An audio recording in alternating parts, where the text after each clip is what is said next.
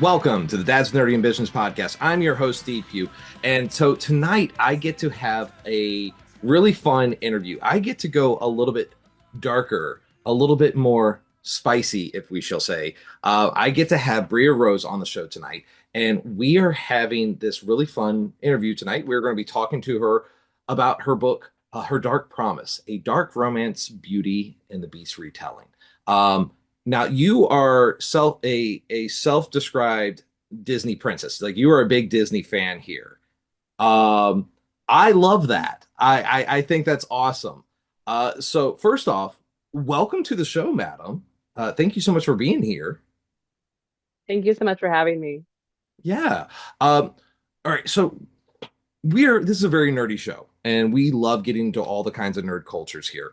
And I think one of the best ways to start out anything is, finding out your origin story. So how did you become, what drove you to come into this lifestyle of writing, dark romance books and doing Disney style, like taking Beauty and the Beast and retelling it?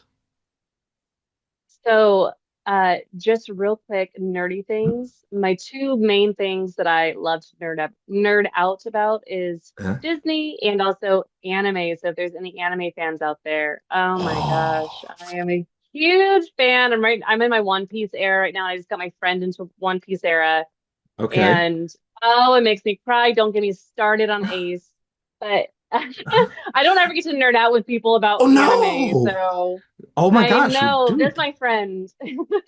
So, all right, Yeah. before we get into your origin story, then I have to ask you this. Yo, no, no, this is what we do. We do tangents. Um, Yep. Okay. how do you feel about the live action? Are you happy with Haven't it? Do you watched feel it like it's yet. really? Are you No. afraid? So I like to be in it with people. So for example, I Okay. watched all the OG stuff. So I started with Inuyasha. That was my first anime.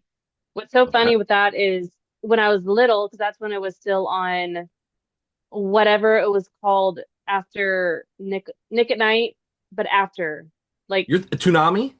Like Adult Swim?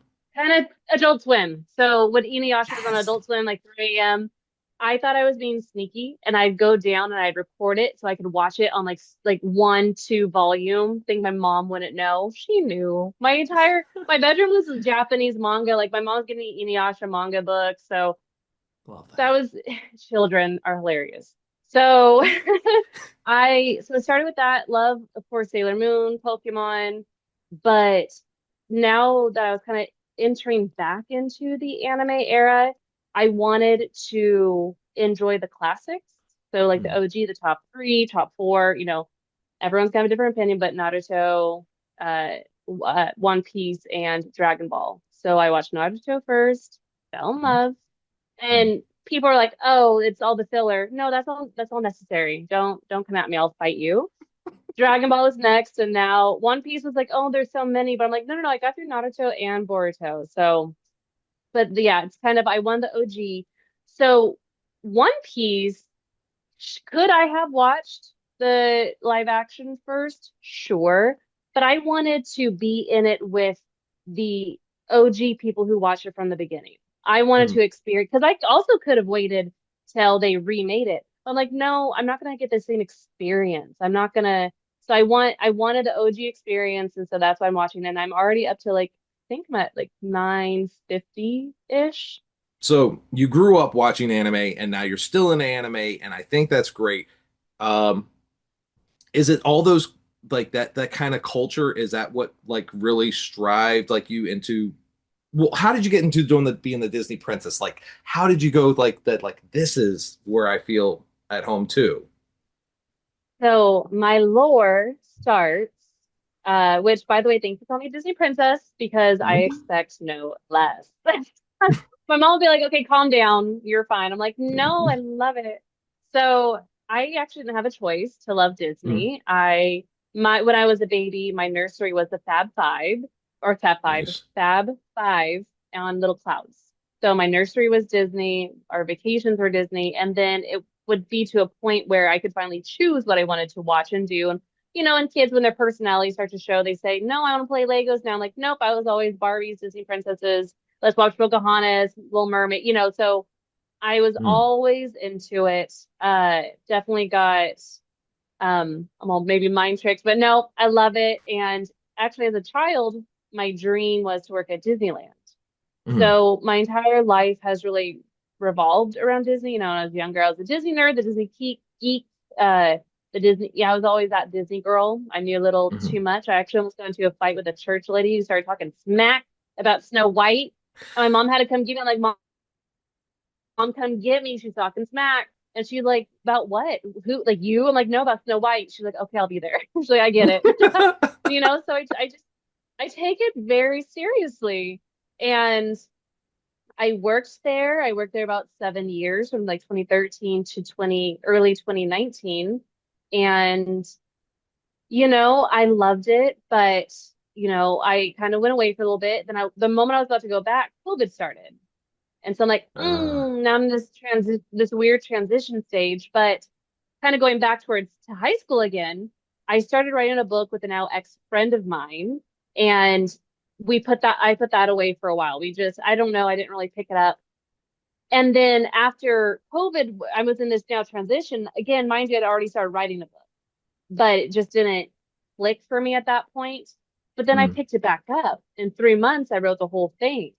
And then I presented it to my friend saying, okay, I did it. Now edit it. We have a deal. And she's like, mm. well, don't have time for that. I don't want to do that right now. I'm like, okay, well, I have officially, I think, been bitten by the writing bug, so I must. And the first idea, I'm like, what do I do? Do I do this book? She doesn't want to do this book. I can't do without her because so there's all these things. And I was actually in the shower one day, as one does daily, hopefully. And an idea for one of the scenes pops up. I'm like, oh my God, as the shower is still running, I know first world problems, but as the shower is running, I call my friend. I'm like, I have this idea. Like I couldn't even stop. I was so excited. And I wrote the book, and a couple of years later, because mind you, it only took me a couple months to also write that book, got my editor, and that's what took so long because we were perfecting it. We were really getting it ready to be quality. Mm. And now I have this book, and actually, I just celebrated my first year as a published author on Halloween of this year. So it's I been crazy. saw that. Yeah, you have just officially hit your year mark with that. That's first off, Yes. congratulations. Second, Thank you. how do you feel? Like, how does it feel to know that you have this? This is your baby. This is you Yep. have created this amazing thing, and how does it feel to know that you have celebrated a year of being an author? You have put this out into the world, and is it scary? Do you were you worried about creating this book and how people were going to react to it? You know, a little story. I feel like I'm all about stories. Hmm. My During this transition time when COVID's still a thing and we're coming out of it, I'm like, what am I going to do now? I have a bachelor's in liberal studies, and I just finished getting my master's in communication studies. Don't really know what Hmm. to do. My whole trajectory in life was now different.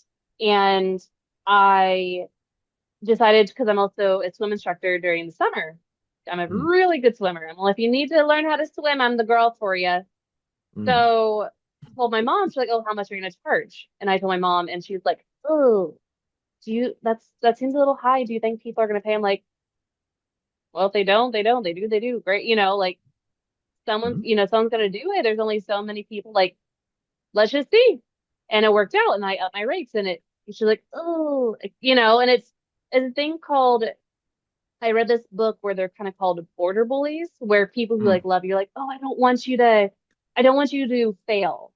I Hmm. want the best intentions for you, So it's, of course, when you are a parent, not that I would know anything about that, but I feel as though for someone who is, or just a loved one, right? You love Hmm. somebody, you don't want to see them fail. And so, of course, everything that she's saying is coming from a place of love.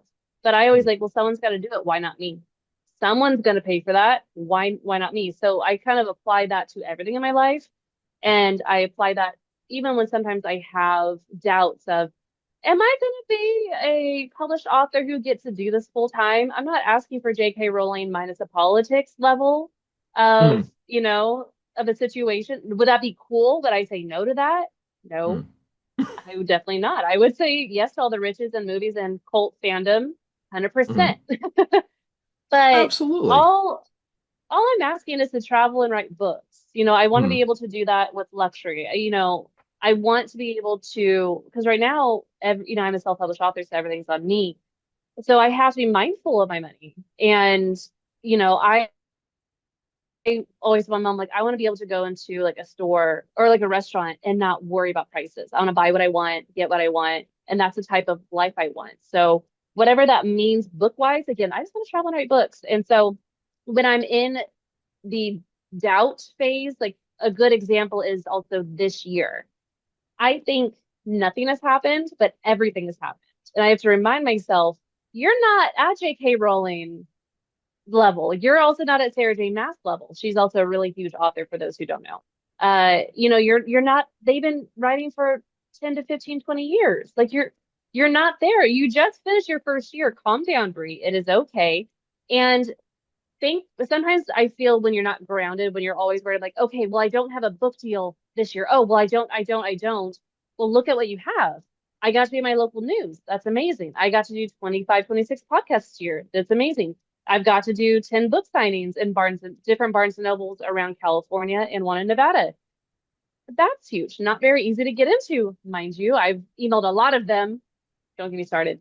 Um, I got to have a really popular, famous book talk male narrator on my audiobook that I published of her Dark Promise. So all these things I signed a contract with One More Chapter, which is a division of HarperCollins. I'm technically an author with HarperCollins, writing a book for their online distribution type of publishing house.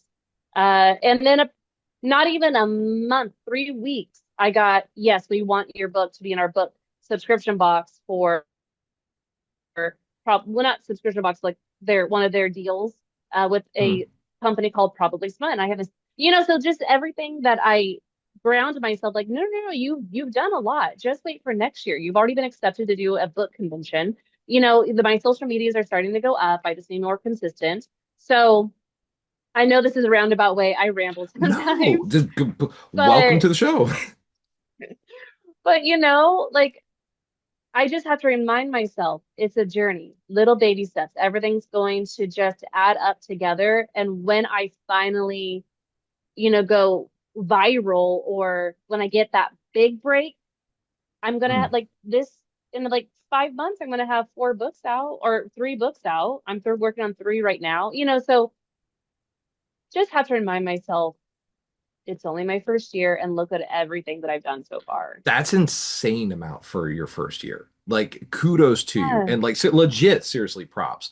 And obviously you put your nose to the grinder there because it obviously shows if you're going over here and you're doing all this and you're having the success you're having. And you, while we kind of talked before the show, like you have been accepted in a more a dark romance adult climate, and you have surrounded yourself with this is your culture that you have embraced on some level, and you have your area, so why not fulfill it to the best that you can? And it seems like you're doing that pretty well over there. And kudos to you. So I guess I kind of want to know, like, because we talked about how accepting all this and getting your thing published, and got to see a little bit behind the scenes there. uh what made you think that, what, I want to turn Disney stories into dark romance and with the spicier themes to them, for lack of better words? So that first book that I started co-writing, Mhm. I feel as though I was all ready because I don't really have an answer for that because I'm not sure where it happened. Mhm. But looking back, I've wanted to push the buttons. Mhm. Looking back, I'd say I would write something and my ex-friend would say, "Oh, that's a little too dark." I'm like, Mhm. "Is it?" Like, "Oh, I think that's push." So I already, I think, wanted to write dark romance, and she was wanting, Mhm. I most likely to stick to YA.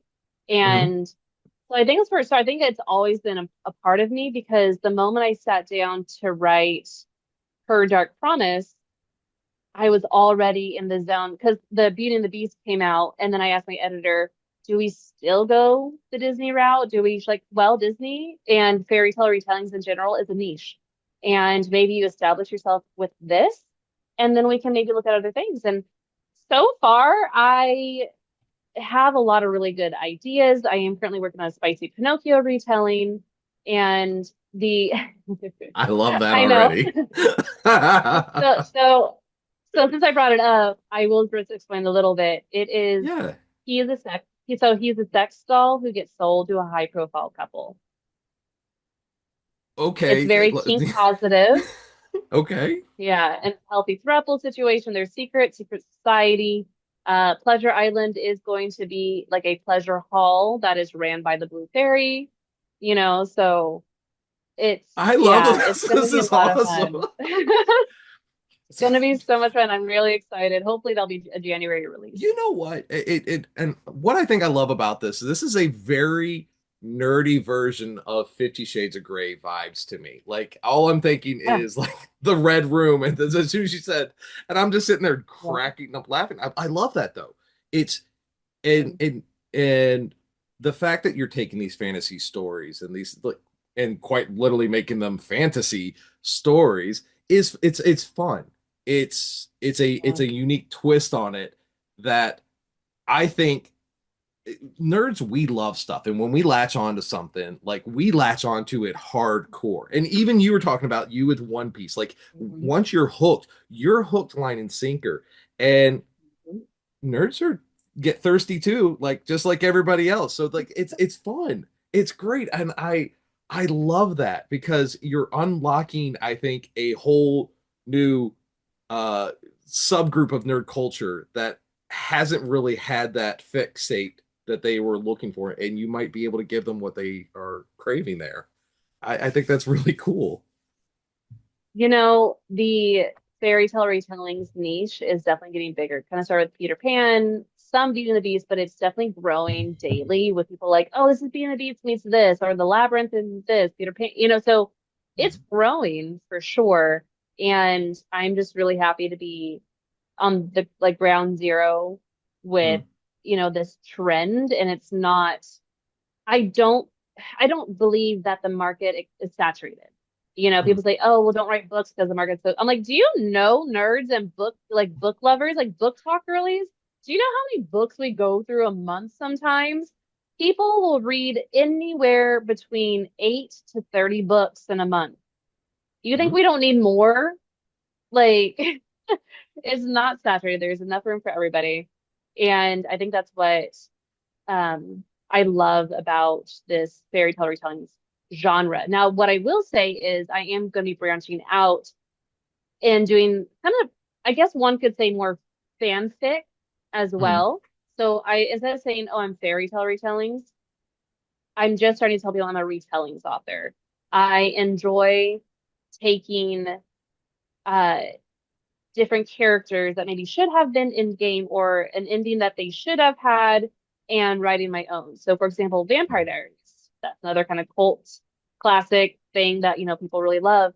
And I love the two characters, Klaus and Caroline. I believe that they should have been in game, so I'm writing a huge universe with those two types of characters in mind and really retelling that and their story. I am also wanting to do maybe like Katara and Zuko. I would love to, so it's retellings in general. I'm really enjoying, and I don't want people to say, oh, well, that's fan fiction. I'm like, no, no, no, no. These are completely different stories. Pinocchio, Disney's version, and my version, not the same thing. So, I like that you're touching other areas, and I like that you're branching into other fandoms. And I'm asking this respectfully, but do you ever worry that you might be stepping on the toes of those other artists? Do you think you might be stepping on the toes of the fans of that, like that maybe you have crossed that line that shouldn't have been crossed? Or how do you make sure you do things, but do it in a respectful, tasteful way, I guess? well, with Beauty and the Beast, I I do a lot of things that are very disrespectful in my book. Okay. some could argue. Well, She gets she gets put in positions. I meant sexually. Um, well, that was before like a you sexual joke. no, before you before you actually answer that, I will give this caveat. Most of these stories that are told by Disney, and listeners, like, look it up. They are absolutely like traumatic. Like, the Grimm stories are absolutely horrific stories if you know the true stories. So before, like, the people start bringing out their torches and pitchforks and coming for you, I want to put that out there. But please continue your answer. I just think that all books and genres are for everybody. Dark romance already as a genre is very, gosh, what's the word? Um, it's people, a lot of people already don't agree with it. There's Mhm. lots of, so each book is going to have its thing. So if I'm going to read this book, I'm like, oh, I'm reading this book because it's stepbrother, stepsister. Now, some people might say, oh, that's gross. I'm like, no, no, hear me out. Or there's a book recently called Credence where it's a step uncle, not well, it's a I think step uncle and his like step niece, and you think, ugh, but it's listen, it's a very popular dark romance book, and it's a whole thing. It's so all these are taboo things. I'm not saying I agree or don't agree, but so dark romance as a genre is already uh what is the word I'm looking for? Um, Uh it's literally on the tip of my tongue. It's not I think controversial. taboo. Oh, yes, there you go. I was going to say taboo is worse. Controversial. Hmm. Yeah, taboo, controversial. So there is also a lot of trauma and a lot of trigger warnings. So dark romance books could have suicide warnings, like, hey, we're gonna have talks, and some of these scenes go in depth of certain abusive situations. Mm. And, some things that are really hard for people to read. I feel as though my book, Her Dark Promise, is on one side of the spectrum. So if you are just getting into dark romance, maybe read that because I talk about a lot of heavy things, but I don't go in depth of certain, I mean, we talk about it, but it's not on paper. You're not reading somebody going through this type of abuse in grave detail. Whereas if you read something like Haunting Adeline, The Darkness Beyond the Daisies, you might have to put that book down a little bit because there's some really tough scenes to get into. And I think I did not realize something that really surprised me because I find dark romance like, ooh, spicy, ooh, plot, spice, let's kind of do this.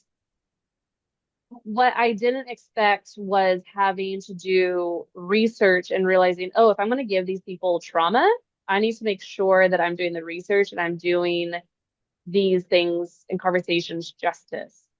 So Mm. if someone had gone through being abused by a parent, how would they react as an adult? How would they react in certain social situations? If they are hit, and maybe they're significant, they're the main female character, and then their love interest, like maybe raises his hand, not in anger, but just in general, maybe she flinches, So there's I really had to get into the minds of some of these characters, which is really surprising to me. So I can understand why people may not be into it and why people, to, answer your question, might have problems with me also butchering maybe their beloved books or animes or shows.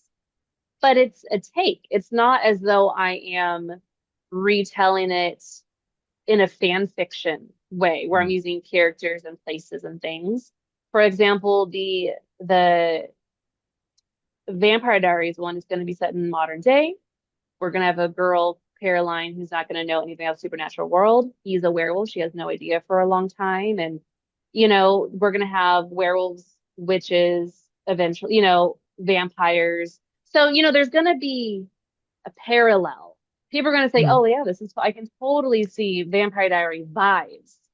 I Mm. want the vibes of the story, but I don't want that actual story. But that also includes certain scenes, like there's maybe her being turned into a vampire. That happens in Vampire Diaries. Maybe that's an Mm. option I could use. So I kind of take the big things that happen and maybe smaller moments. But overall, for those who have issues, Mm. I'm not for them. Okay, I get that. I'm excited. I like your idea of your books and Yeah. everything. And I think it's really fascinating that you do the research, and you really put in the TLC because obviously you care about what your writers or your readers are reading, and you want to make sure you do respect to them. Um, and as somebody who is an enthusiast in a lot of nerd cultures, is doing a lot of immersive in a lot of my D&Ds and stuff like that, there's sometimes you have to disassociate yourself away because sometimes you get in those triggering and very tough moments. And as a writer, that is your job to put yourself into those moments, to actually engage in those feelings and sensations.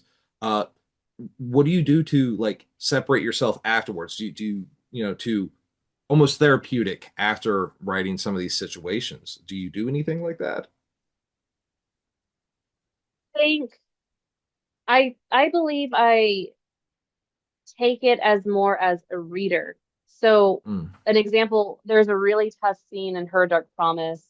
And as I'm writing it, I was like, why are you making that decision? Don't do that. But I'm the one writing it, So I feel like I'm seeing it from a different lens, feeling as though I'm there to decompress just from the heavy scene or Mm. whatever ended up happening during that writing session. I like to go on walks. I Mm. like to read. I like to watch anime and, kind of just do things outside of the writing realm, even though my mind is always on, okay, oh, this, this, I could have this scene or this scene. But really, anime recently has, like the last couple of years, has been my go-to. I'm like, okay, I'm shutting down. Let's watch anime for 5 hours at night. I love No that. problem. I love that. Um, kind of well, because we're talking about all the situations and stuff, what was in Her Dark Promise, what would you say it was like one of the hardest scenes for you to write? Oh, it's, I do want to do a spoiler. So if Okay. you do not Oh, want to, sorry. If you don't want to spoil it, like it was there. Okay, no, so it's your was people. So yeah. it was hard. So I won't get to, and I will say the scene that really broke me, and even when I read it now or think about it, I will Mm. tear up. One of her boys ends up dying, and there's a scene where she also kind of passes away. And so now she's in this weird limbo because she wakes up and she's in her man's arms and she's like, thought I died. Like, is this what heaven is? If this is what heaven is, I am perfectly fine to stay in his arms forever. I'm gonna miss the ones I left behind, but that's okay. It's like if it's kind of like living in a memory because she's going through something that happened a few years prior. So Mm. she just thought that this was going to be it. And she was like, okay, I'm good with this. I saved everybody, we're chill. And he starts talking to her as the memory of what she remembered. And, she's kind of responding to him. And then there's a pause.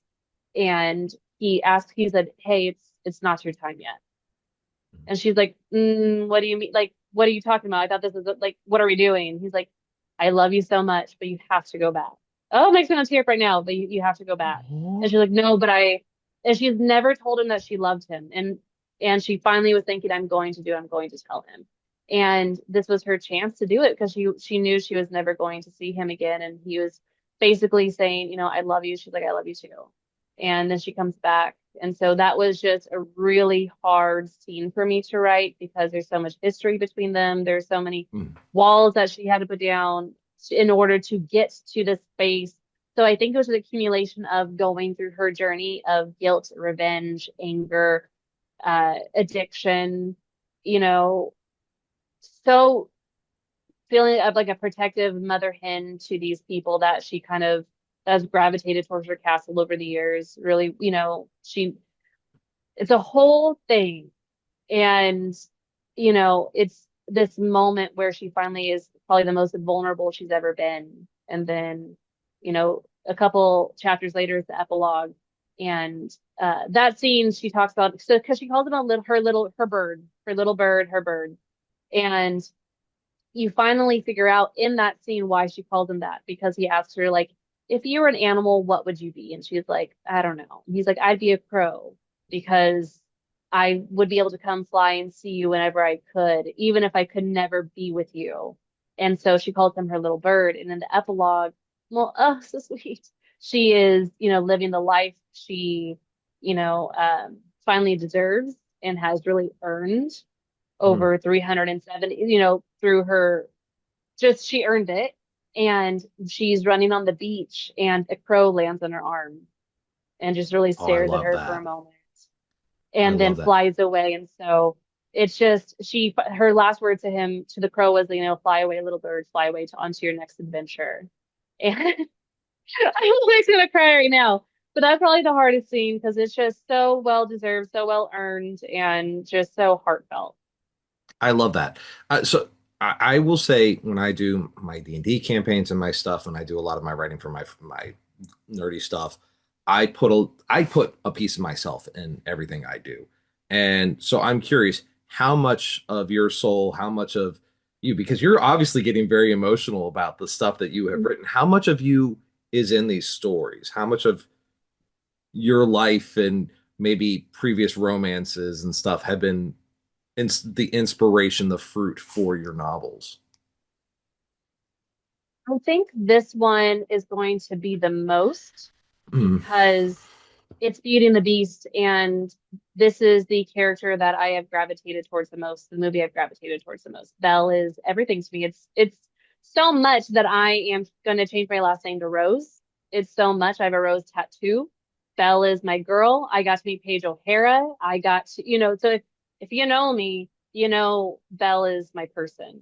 And so writing a Beauty and the Beast retelling and being able to tell her story in a different way, a more adult way, it's definitely something very special that I don't feel as though is probably going to be in my other books because of my connection specifically with Beauty and the Beast.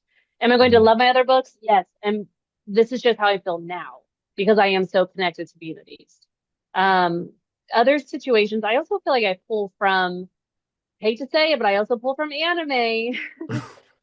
uh there's certain characters in books I read where I'm like, ooh, I like those two interactions. Oh, I love the dynamics between a golden retriever and a black cat energy type of, love interest. Mm. There are some of my like dating experiences that I would find like, oh, this would be actually really fun to put in there, and kind of like Taylor Swift a little bit. So, but mostly if I'm mad at somebody, you might get killed in my book. So there's a few people on my list. Watch out. Uh, Another kind of thing I want to talk about because you do approach the alpha male like in your stories. How did you create this as how did you approach the alpha male as more of a complex feature instead of the alpha male toxicity? The Gaston character name's Bastien Corleone, and he's wonderful. A little bit about my book. So it is a Mhm. dark romance, wide shoes, Beauty and the Beast retelling with a twist, where Belle's the Beast. Beast and Gaston are brothers who get trapped in her castle. I probably should have said that at the beginning of the podcast. I can't believe we didn't. So what are I we thought we. doing? I don't even. It's been fluxes in the matrix all night. It's okay. So I had to figure out, okay, I want alpha male, but I don't want misogyny and sexism. So how do I Mm. fix it? How do I still have a little bit of it? Because that's the time, that's the era. I can't have everybody just be simps. Everyone had to have their own journey. So Gaston, I took out the sexism and misogyny and I added, he's a cook. So he is Mm. a womanly duty. And I thought that was really good balance. He's a very good cook. I kept in, he is pig-headed and stubborn and competitive. He's a hunter, he's a provider, he's head of the family. He's the older brother of Thorin, who is his complete opposite. He is an intellectual, he's a scholar, he wears glasses. He's also taller than the older brother, which I like that cool Mm. dynamic. He Soren is eccentric, where Bastien is broody and just you're like, okay, Mr. Pouty, like why are we being so broody? Where Soren is like, I'm happy to be here. Oh, you want to slap me around a little bit? That's okay. Just tell me about your history. Because he's very much, so there's just these different dynamics. But I think making Bastien real and giving him real issues instead of Gaston, who was very one dimensional of I'm a hunter and yeah, you're the woman, so you must do the cooking and cleaning. But in that era, that's what you were given. So I mean, it really was a good representation of it. But I added uh child abuse to Bastien's, so his dad is not the best man in general. Hmm. And so he is scared. So there is fear with when it comes to his father, and also that weird dynamic of I don't want to disappoint him, but I'm fearful of this man because he's not a good man. And so just making him more human and giving him reasons on why he might be acting this way. He does become an alcoholic because certain reasons during his stay in the castle. He's forced to be there. He doesn't want to stay, even though this castle allows him to open up and be who he always wanted to be.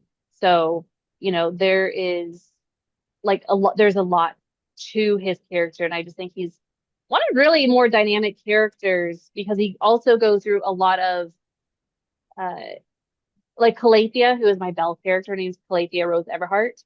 She goes through a lot of transformation, and I feel Bastien is right there with her. They complement each other the same way. That's why they butt heads a lot because they're both very competitive, very pig-headed and stubborn, and they egg each other on a lot. There's a lot of tension there.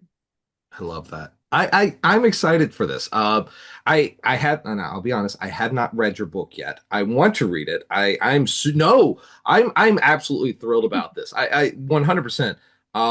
And the fact that you have sold me completely on this, and I know this is going to be a fun one for my wife too because she is very much a Disney friend, a person. Uh, Actually, even my next door neighbor she used to be work at Disney too. So I gotta ask you, because you worked at Disney, because I want to wrap this up a little bit here. Who are you a friend of? You were so sweet. I was actually in foods and I was in PhotoPass. Oh, were you? I should have Oh, been friends with somebody though. I know. Don't get me you definitely started. should have. Like, so she was a No. friend of Esmeralda. Uh, so yeah, she was a friend of Esmeralda and a friend of Tigger and a friend of Pooh. And He could totally be. and my tattoo artist was a friend of who's she a friend of? Elsa. She was a friend of Elsa. So yeah, you got to come over So to fun. the New England side. We got all the Disney World like princesses Please. and friends over. Yeah, totally. Oh my God. I will I would come. love I that. love to travel. So and the props to you being over in like Disneyland. I love you are in like because you got Comic-Con and you got all the nerd meccas over there. Like you really do over in Yeah. Cali. And we've got a lot of little cons. I mean, we got New York Comic-Con. But like I said, I'm thoroughly excited.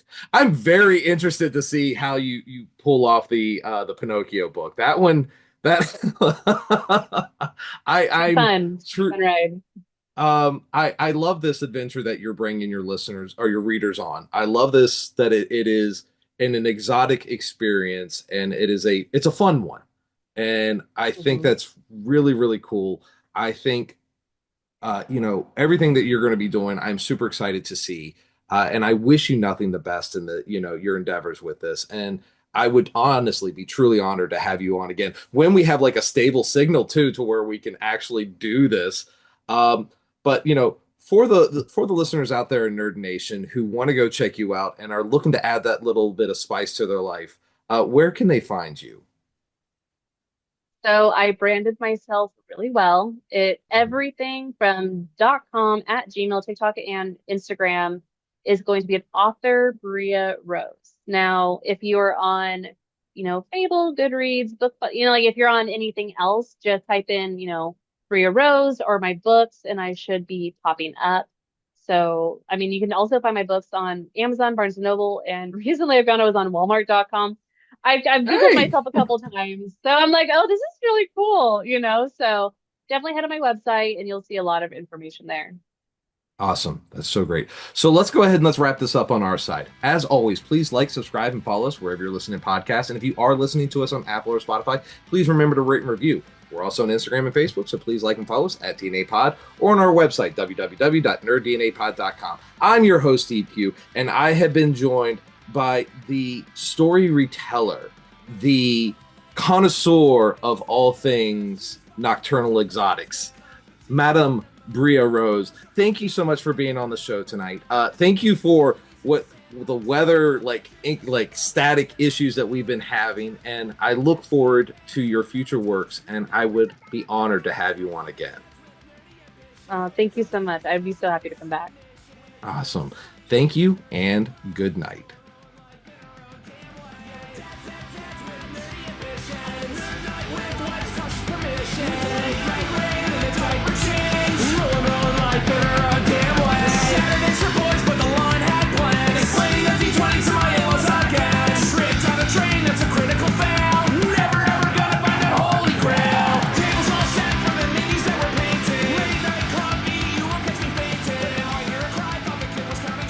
Warhammer Lord that'll put you to sleep.